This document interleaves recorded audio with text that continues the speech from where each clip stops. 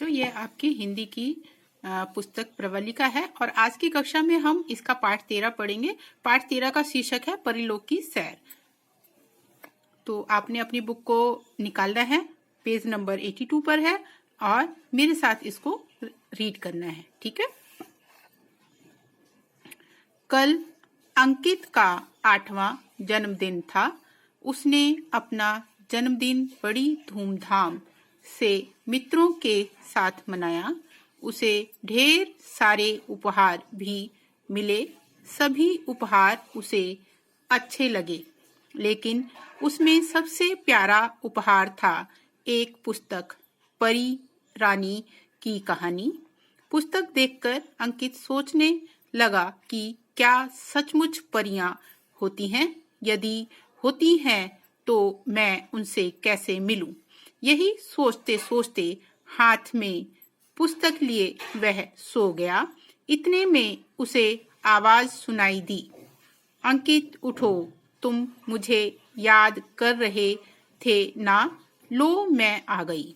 तो यहाँ पे एक अंकित नाम का बच्चा है जिसका 8वां जन्मदिन है और वो अपनी जन्मदिन जो है उसने अपना जन्मदिन जो है बड़ी धूमधाम से मित्रों के साथ मनाया है और ढेर सारे उसे उपहार भी मिले हैं और सभी उसे जो उपहार मिले उसे बहुत अच्छे लगे, लेकिन सबसे ज्यादा एक पुस्तक उसे पसंद आई जिसका शीर्षक था परी रानी की कहानी।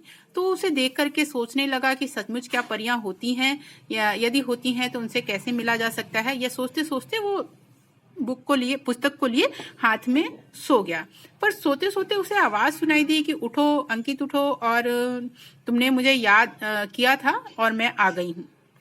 ठीक है, अब आगे पढ़ेंगे। कौन है? अंकित ने घबरा कर उठते हुए पूछा। मैं परी रानी। अंकित ने देखा तो वहां एक सुंदर परी खड़ी थी, बिल्कुल वैसी जैसी उसने पुस्तक में पढ़ी थी। तो जब वो जागा और उसने घबरा करके पूछा कि कौन है, तो परी रानी ने जवाब दिया कि मैं हूँ। और उसने जब देखा तो उसके सामने एक सुंदर बिल्कुल परी, वैसी ही परी थी जैसी कि उसने पुस्तक में देखी थी। अब आगे पेज नंबर 83 को देखेंगे। कहीं मैं सपना तो नहीं देख रहा? अंकित ने आंखें मलते हुए कहा। नहीं, तुम सपना नहीं देख रहे हो। यह सच है कि मैं परीलोक की रानी हूँ और तुमसे मिलने आई हूँ, परी ने कहा। तो यहाँ पे जो अंकित है वो कहता है कहीं मैं ये सपना तो नहीं देख रहा हूँ, लेकिन परीलोक की जो रानी है वो कहती है नहीं नहीं, ये सपना नहीं है, मैं सच में तुमसे मिलने आई हूँ। अंकित ने पूछा, परी रानी, क्या मैं आपसे दोस्ती कर सकता हूँ? हाँ हाँ, क्यों नहीं, पर तुम्हें मुझसे वादा करना होगा कि तुम हमेशा अच्छे बच्चे बनकर रहोगे, कभी कोई बुरा काम नहीं करोगे, क्योंकि मैं अच्छे बच्चों से ही दोस्ती करती हूँ, परी रानी ने कहा। तो यहाँ पे जो बच्चा है अंकित, उसने पूछा रानी से कि क्या तुम मुझसे दोस्ती करोगी? तो परी रानी ने कहा कि हाँ हाँ, क्यों नहीं, लेकिन मुझसे तुम्हें एक वादा करना होगा कि तुम्हें अच्छे बच्चे बनोगे, कभी भी कोई गलत काम नहीं करोगे, और मैं अच्छे बच्चों से ही दोस्ती करती हूँ। अंकित बोला, परी रानी, मैं वादा करता हूँ कि मैं अच्छा बच्चा ही बना रहूंगा, कोई गलत काम नहीं करूंगा। यह सुनकर परी रानी बहुत खुश हुई। अब तो रोज रात को परी रानी आती और अंकित को खूब देर तक कहानियां सुनाती। एक दिन अंकित ने पूछा, परी रानी, परीलोक कैसा है? क्या तुम कभी मुझे वहां लेकर जाओगी?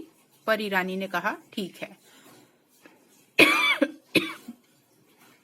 परी वो रोज आती थी अब अंकित के पास और वो उसे रोज कहानी सुनाती थी। तो एक दिन अंकित ने पूछा कि परीलोक कैसा है, क्या मुझे वहां पे लेके चलोगे? तो परी रानी ने कहा, ठीक है, मैं तुम्हें वहां पे लेकर के चलूंगी। पेज नंबर 84 है। मैं तुम्हें कल परीलोक की सैर पर ले जाऊंगी। यह कहकर परी रानी चली गई।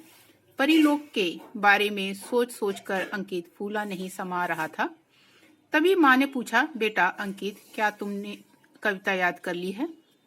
अंकित ने कहा, हाँ माँ, मैं कविता याद भी कर ली है और दादा जी को सुना भी दी है।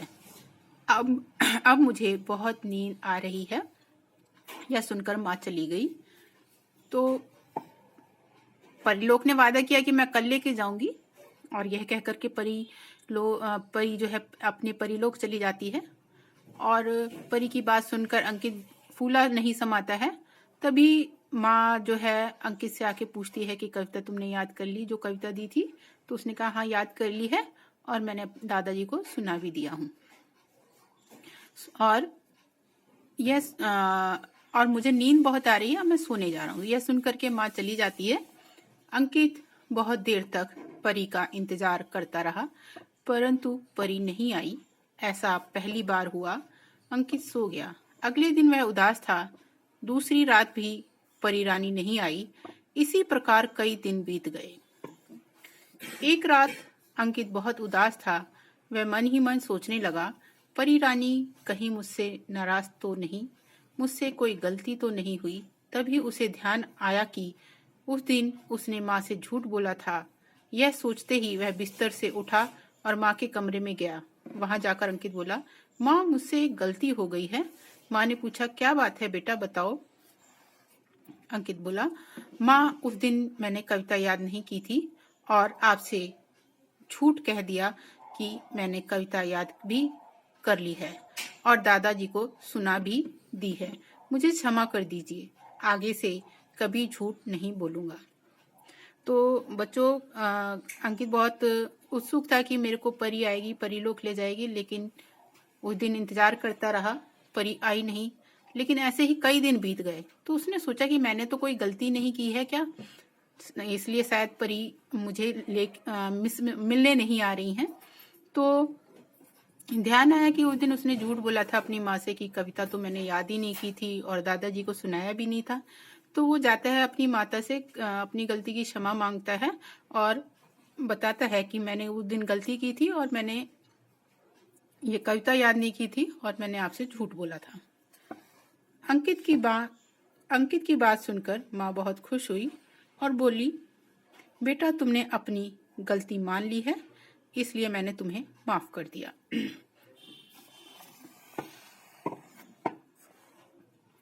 फिर उस रात को अंकित जब सो रहा था, तभी परी रानी ने उसे जगाया और कहा, अंकित, मैं तुमसे आज बहुत प्रसन्न हूँ। तुमने अपनी गलती मानकर माँ से क्षमा मांग ली है।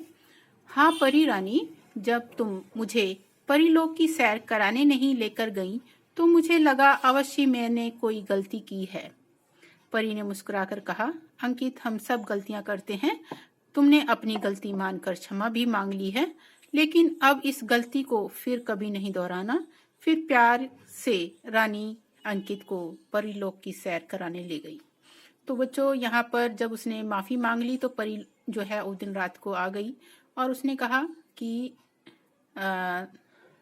मैं आज तुमसे बहुत ही खुश हूँ क्योंकि तुमने अपनी गलती मान ली है और गलती की माफी भी मांग ली है, और मैं तुम्हें अब परीलोक की सैर कराने के लिए लेकर के जाऊंगी। तो परी ने ये भी कहा साथ में कि गलतियां तो सब करते हैं, लेकिन अपनी गलती मानकर क्षमा मांग लेना सबसे अच्छा कार्य होता है।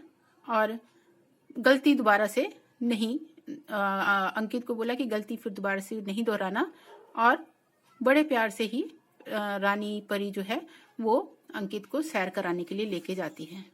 आगे ये आपका शब्दार्थ का कार्य है। उपहार, तोहफा, भेंट, लोक, संसार, दुनिया, पुस्तक, किताब, नाराज, गुस्सा, अवश्य, जरूर, उदास, दुखी। ये आपको कॉपी में करना है। शब्द एक तरफ लिखेंगे, दूसरी तरफ अर्थ लिखेंगे। शब्द के नीचे जो ये डार्क कलर में है शब्द, उनको लिखेंगे, और अर्थ के नीचे जो थोड़ा हल्के काले हैं उनको लिखेंगे। ठीक है, और इस पाठ को पढ़ेंगे भी और शब्दार्थ का कार्य आपको कॉपी में करना है। धन्यवाद।